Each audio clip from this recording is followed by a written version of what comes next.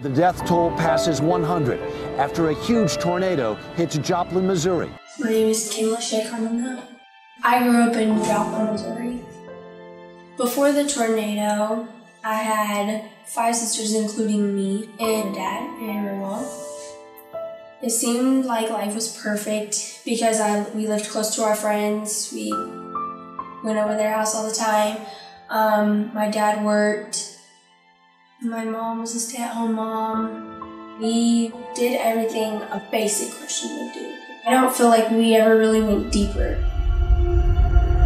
So it was a Sunday. It was just like any other day. We had went to church in the morning, and every Sunday we have church at night as well.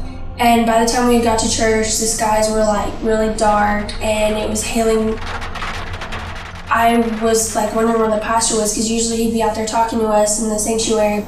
He was in the back at the back door with the back door wide open. And I looked out the door and the tornado was in the parking lot. And he told me to go tell everybody to take cover.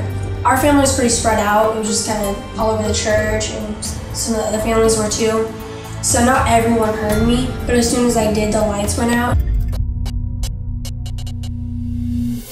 We just ran to the nursery. We got in a circle, held hands, and started to pray. 5 seconds into prayer, the building had collapsed.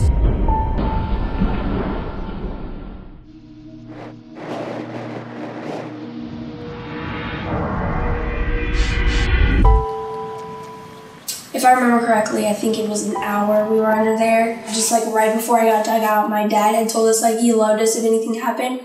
And I heard him the whole time under there. He was making grunting sounds because he was lifting up the building with his shoulders and his head and somewhat his hands.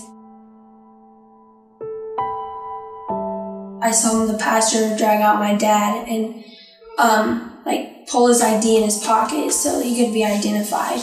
And as soon as he was pulled out, he took his last breath.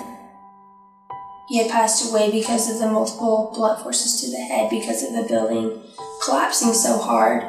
And I also think that it broke his neck. And that's when I told my mom, he's right there, and she didn't really believe me. But my sister, I'm pretty sure that it was just too much on top of her for a little 8-year-old.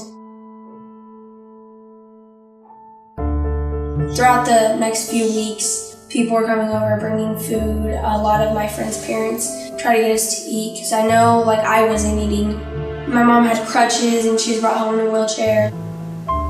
2 weeks after, we had finally gathered enough courage to go out to the church and look for our Bibles, and my dad's Bible and my sister's stuff.